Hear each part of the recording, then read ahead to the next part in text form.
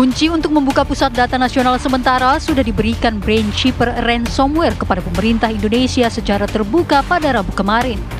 Pemerintah melalui Menko Polhukam pun mengumumkan jika layanan publik yang menggunakan server PDN sudah dapat diakses kembali. Namun, masalah peretasan ini belum sepenuhnya selesai. Yang tak kalah pentingnya adalah pemerintah tetap harus melakukan investigasi mengenai bagaimana peretasan terjadi dan mengapa standar operasional prosedur atau SOP terabaikan. Termasuk dugaan adanya orang dalam yang sengaja mempublikasikan sistem PDN sehingga memudahkan pihak luar melakukan akses patut dituntaskan. Sejumlah pihak yang berkompeten dan berkecimpung di bidang teknologi informasi menyebut jika proses audit dan investigasi forensik memang membutuhkan waktu yang panjang. Meski demikian, hal ini menjadi penting guna memulihkan kepercayaan masyarakat dan juga dunia kepada pemerintah dalam hal menjaga keamanan data. Lalu, langkah apakah yang harus dilakukan pemerintah untuk mengungkap kabut tebal peretasan ini? Mungkinkah ada pihak lain yang sengaja mengambil keuntungan dari bobolnya PDN ini?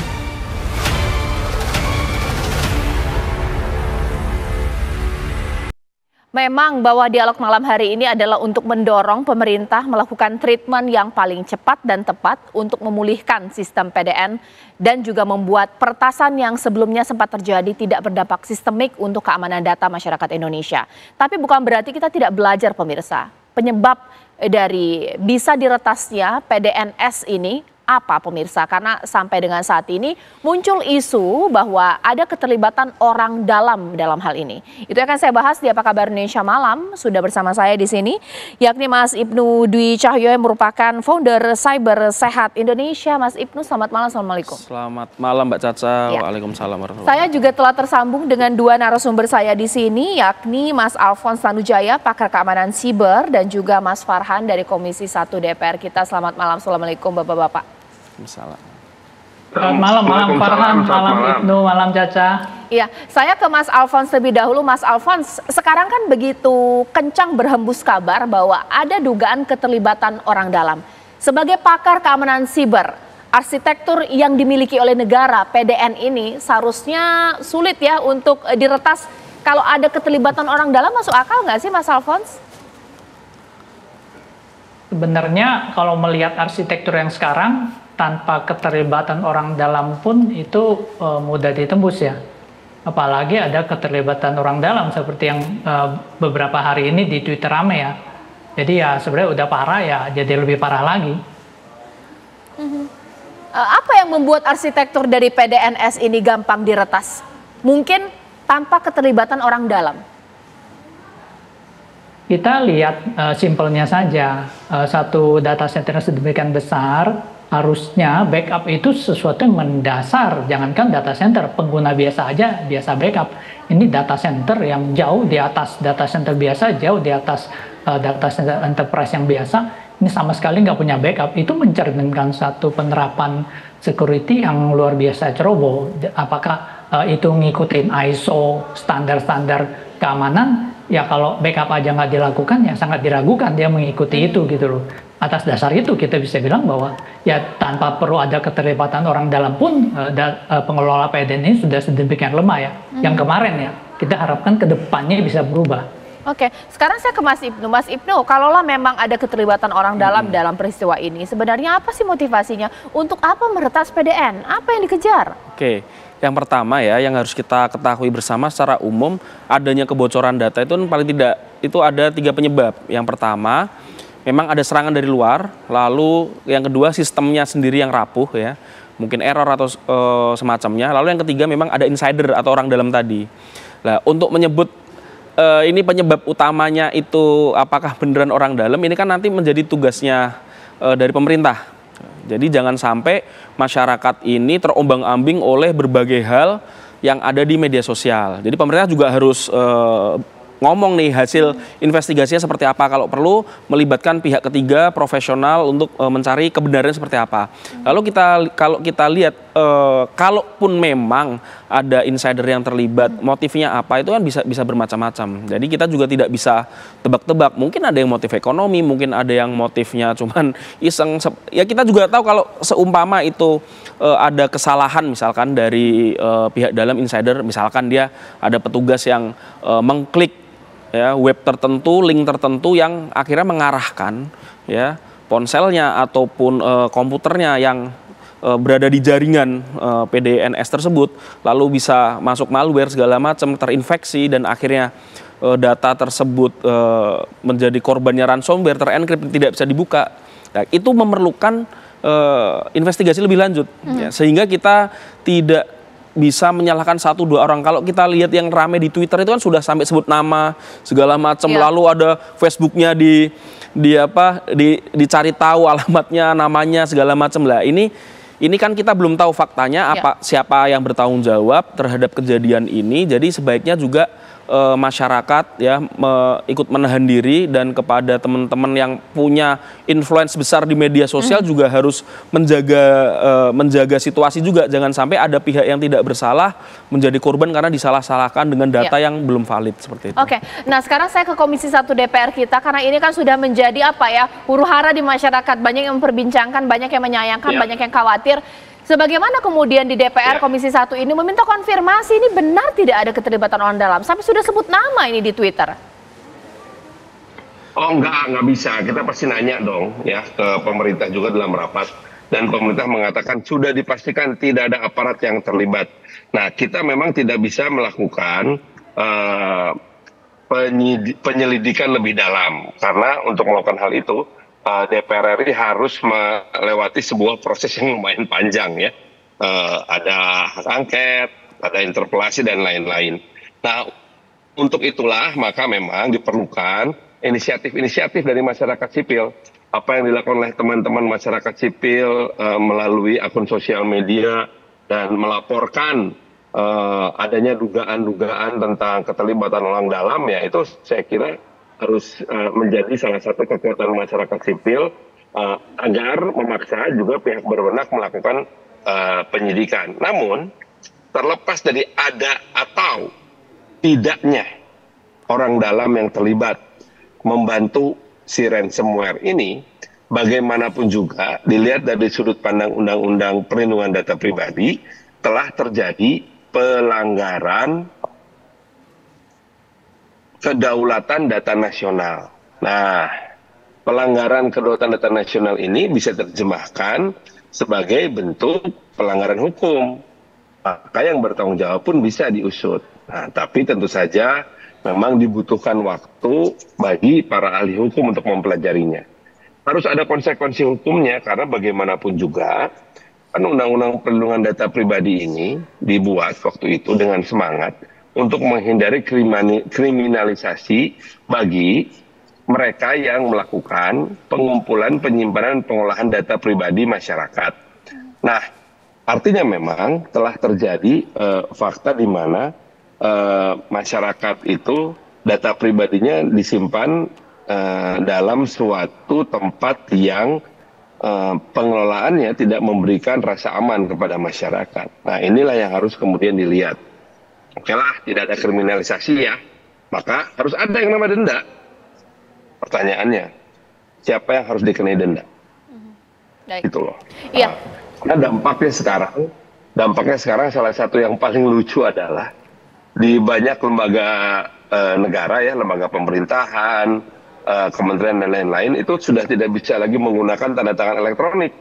Terpaksa harus tanda tangan basah lagi, surat bertumpuk-tumpuk itu sekarang. Layanan jadi tertahan-tahan.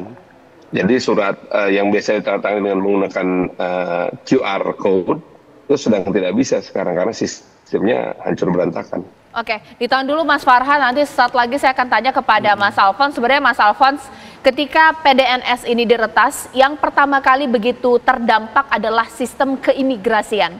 Kalau dari hemat Anda, kiranya apakah ada tujuan tertentu dalam tanda kutip kenapa kemudian itu yang diserang? Kita tidak tahu apa motivasi dibalik diretasnya oleh branch shipper dari PDNS sesaat lagi.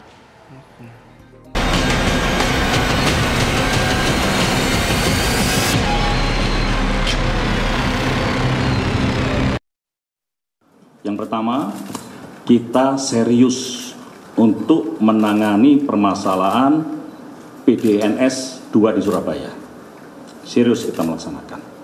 Yang pertama, apa yang kita lakukan? Yang pertama adalah untuk pelayanan masyarakat yang menggunakan digital, per 1 Juli kemarin sudah berjalan normal. Pelayanan masyarakat sudah bisa dirasakan oleh masyarakat. Walaupun kita terus meningkatkan kemampuan. Yang kedua, pemerintah saat ini terus meningkatkan kemampuan PDN, pengganti PDN-S 2 di Surabaya, untuk bisa memiliki kemampuan backup berganda, backup berlapis, dengan pengamanan yang baik. Sekarang ada 2 ransomware yang meretas PDNS ini, Mas Ibnu. Lockbit 3 dan buluk seperti nama awam yang saya terdengar seperti begitu bahasa Indonesia. Wajar tidak bahwa ya memang peretasnya ini orang Indonesia, Mas Ibnu? Oke, jadi meskipun namanya seperti ejaan bahasa Indonesia ya, ya Lockbit 3 dan buluk ini ya memang dari luar, buatan orang luar, tetapi yang memakai ini bisa dari siapa aja. Bisa dari dalam negeri, bisa dari luar negeri, karena sifatnya para peretas ini kan anonimus. Jadi kalau ditanya ini BrainShipper ini siapa saja sih, jumlahnya berapa, namanya siapa aja, kita juga nggak tahu. Nah, artinya kalau pemerintah ini pengen tahu benar-benar siapa pelakunya, harus ada 2 hal yang dilakukan. Yang pertama adalah melakukan forensik digital misalkan. Lalu yang kedua juga human intelligence-nya juga harus jalan. Jadi kan kita perlu cari nih human intelligence-nya, mencari siapa sih jaringan pelaku ini, BrainShipper ini siapa, karena BrainShipper ini kan relatif baru. Kalau dibandingkan dengan kelompok-kelompok peretas yang lama. Ada Anonymous yang paling terkenal, yang sering perang antar negara, menyerang beberapa pihak ya. Jadi ini memang cukup mengagetkan juga. Di saat kemunculannya BrainShipper di awal-awal ini, salah satu yang disasar ini adalah Indonesia. Meskipun juga negara lain, ada institusi keuangan lain di dunia juga menjadi korban BrainShipper juga ada. Gitu. Mas Alphonse, karena sering menangani kasus peretasan ini, Anda dalam melakukan perbantuan terhadap klien-klien Anda, ada keanehan tidak sih untuk kasus peretasan Indonesia untuk PDNS sampai minta maaf, berikan kunci, begitu mudahnya begitu, tanpa kemudian Indonesia bayar sejumlah royalti, Mas Alphonse? Memang banyak orang yang heran, ada yang bilang juga, oh ini mungkin udah dibayar nih supaya nggak obvious gitu, dibuat supaya mereka seolah-olah memberikan secara gratis, tapi itu kan hanya dugaan. Tapi kalau kasus pembuat ransomware memberikan kunci secara gratis juga banyak. Jadi kemarin juga kita sempat alami, jadi dia salah retas situs karena disabilitas, kita komunikasi, mereka berikan kunci secara gratis. Kalau ini kan kelihatannya ya kan, mereka cukup menyesali bahwa dia meretas rupanya sedemikian besarnya, lalu menderita masyarakat Indonesia gitu loh. Padahal dia tadi cuma mau cari duit gitu loh. Dia mungkin dia tergerak, waduh gue bikin jutaan orang, ratusan juta orang menderita nih. Mungkin dia merasa nggak enak, dia minta maaf. Dia minta maafnya ke masyarakat Indonesia loh, bukan ke pemerintah. Justru harusnya pengelola PDN ini meminta maaf ke masyarakat Indonesia gitu loh. Dan mereka ya, kita tidak tahu minta maaf apa enggak gitu loh. Dan ransomware itu 2, yang satu Lockbit, ada 2 enkriptornya di si BrainShipper ini. Yang pertama itu adalah Lockbit, yang kedua Barbuk. Barbuk mungkin kayak barang bukti itu, bukan. Kebetulan namanya Barbuk. Dan yang diberikan dekriptornya kemarin oleh BrainShipper itu adalah Barbuk. Jadi sebenarnya kalau kamu pakai Windows dienkripsi oleh Lockbit dari BrainShipper itu, hari ini mungkin belum terbuka gitu loh. Jadi bagi pengelola PDN mungkin harap berhati-hati. Ini kesekian kali saya informasikan, tolong di restore dengan baik. Kalau Anda lakukan dengan baik, semuanya akan mulus. Jadi seperti itu sih.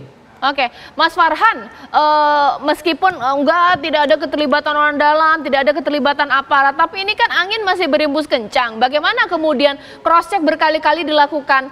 Atau mungkin begini, jangan-jangan pemerintah sudah bayar? Karena aneh juga ya, ada seorang hacker melakukan peretasan, meminta maaf, memberikan kunci dengan angka yang itu kita tahu-tahu, admin 1, 2, 3, 4, begitu sederhananya. Keanehan-keanehan seperti itu, bagaimana Mas Farhan?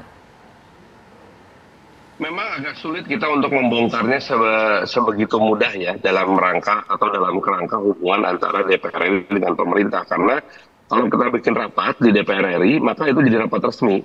Kalau rapat resmi itu ya akhirnya pertanyaan setajam apapun jawabannya pasti normatif dan langsung masuk ke dalam notulensi rapat yang merupakan dokumen resmi negara gitu ya. Nah, yang akan menjadi penting dan bisa kita bongkar sebongkar-bongkarnya apabila memang dibawa ke meja hijau. Nah, pertanyaannya apakah memang kita punya cukup bahan untuk membawa ini ke meja hijau? Begitu di meja hijau, udah pasti akan terbongkar banyak, yakin saya.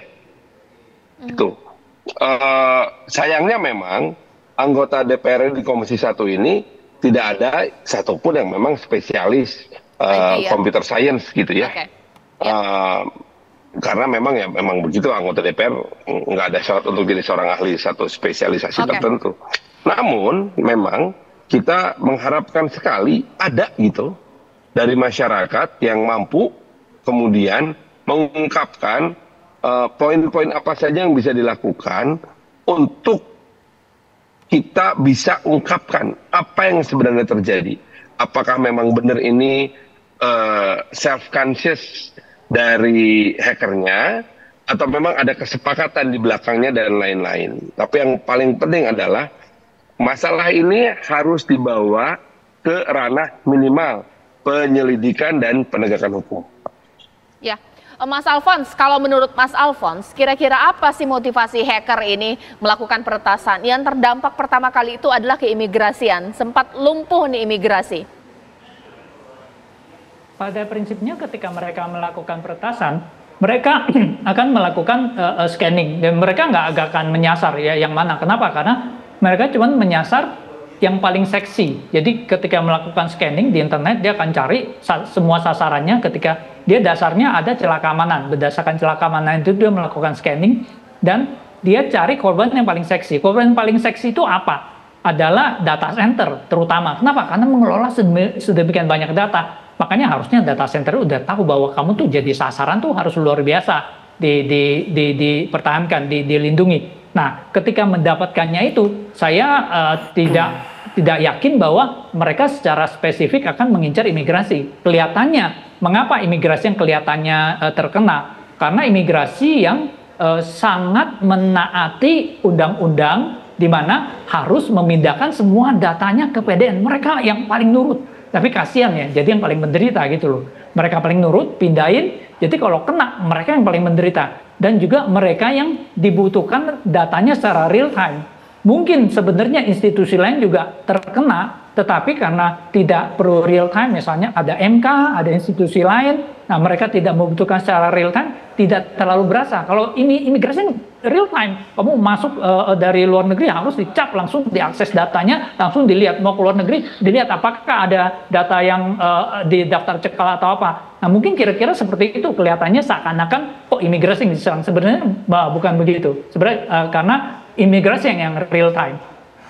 Oke, kalau Mas Ibnu seperti apa? Imigrasi salah satunya terkena karena betul tadi selain dia tidak ada backup ya, karena sangat patuh, dan memang imigrasi itu dipakai day to day-nya dia real time. Jadi kita keluar masuk bandara yang mau keluar negeri dan masuk ke Indonesia itu kan real time dia. Paspor dicek segala macam itu real time. Apakah masuk DPO atau red notice atau tidak itu real time. Jadi saat terkena ransomware dan sistemnya off, itu langsung terasa.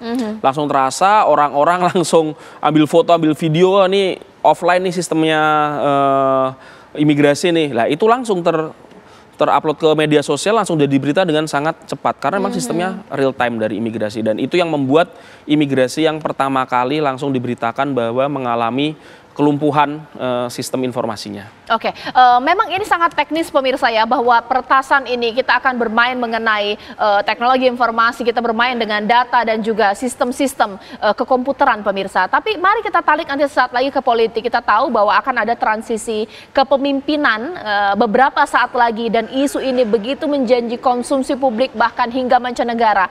Apa implikasi politiknya? Apakah memang ada alasan politik dari isu ini? Sesaat lagi di Apa Kabar Indonesia Malam.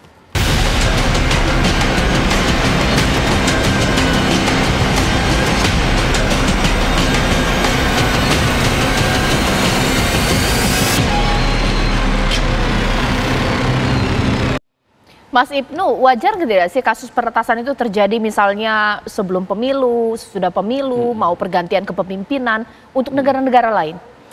Kalau kasus peretasan dengan motif politik di negara lain itu banyak ya, terutama di Amerika Selatan. Di Amerika Selatan ini kan beberapa negara itu pemilunya sudah pemilu elektronik, seperti di Brazil, Kolombia, sehingga untuk mengubah hasil pemilu itu juga salah satu yang dilakukan oleh para pesertanya itu saling hacking.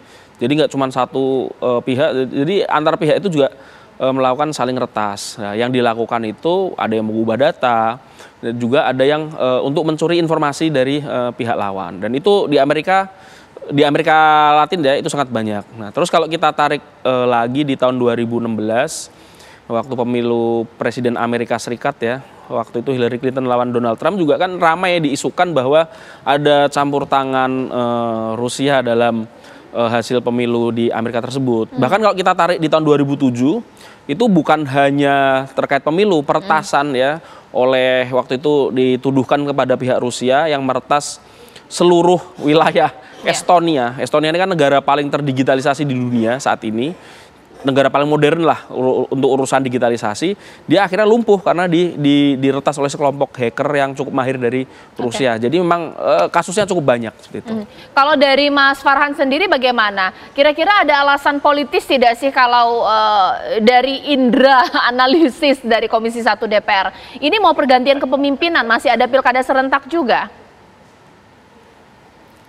Dugaan sih ada ya, bahkan teorinya ada yang bilang katanya ini sebetulnya adalah upaya untuk menghilangkan jejak pencurian data dari profil kesejahteraan sosial, di mana profil kesejahteraan sosial ini memungkinkan kita untuk mengetahui di mana saja titik-titik yang memungkinkan kita sebagai peserta pemilu pilkada dalam hal ini itu bisa mengetahui siapa saja di mana yang bisa kita beri money politics dan berapa nilainya supaya efektif. Gitu. Oke. Mas Nah, Alfons, berdasarkan profil dari kesejahteraan sosial ini, maka bisa dibikin mapping gitu. Itu data yang dicurinya itu. Setelah di-copy, data itu dibalikin lagi dan diberikan kuncinya. Jadi sebetulnya yang bayar si Brain Cipher ini bisa jadi adalah orang-orang yang memang ingin ngeborong kemenangan di pilkada. Tapi sekali lagi itu hanya obrolan konspiratif belaka. Saya tidak bisa mengkonfirmasi bahwa itu betul atau tidak. Oke, kita tanya langsung pada pakarnya. Kalau Mas Alfons, masuk akal tidak teori konspirasi itu untuk pemenangan pilkada serentak dan motif politis lainnya? Kalau saya yang jadi orang yang memiliki kepentingan itu, jika ingin mengubah data itu, lalu saya memilih cara menyewa peretas untuk meretas PDN, kayaknya agak bodoh. Kenapa? Karena ini terlalu hingar-bingar. Seluruh mata ini tertuju sekarang ke PDN. Lalu saya mengubah itu. Saya secara teknis, menurut saya lebih mudah diam-diam mengubah data itu tanpa diketahui daripada perlu menyewa Brain Cipher untuk mengenkripsi lalu mengubah data itu dibalikin yang secara teknis tuh tidak mudah, dan sekarang semua mata tertuju ke sana dan secara teknis sangat sulit. Jauh lebih mudah diam-diam saja. Kalau saya mau ubah ya saya lakukan hal yang diam-diam, mengubah dua server gampang. Ini ribuan server, terus mungkin taunya aja yang mana servernya aja butuh waktu gitu. Lalu perlu mengubah itu gitu. Itu bagi saya terlalu beresiko jika saya berada dalam posisi orang yang ingin mengubah data ya. Lantas apa motivasi paling logis menurut Mas Alfons?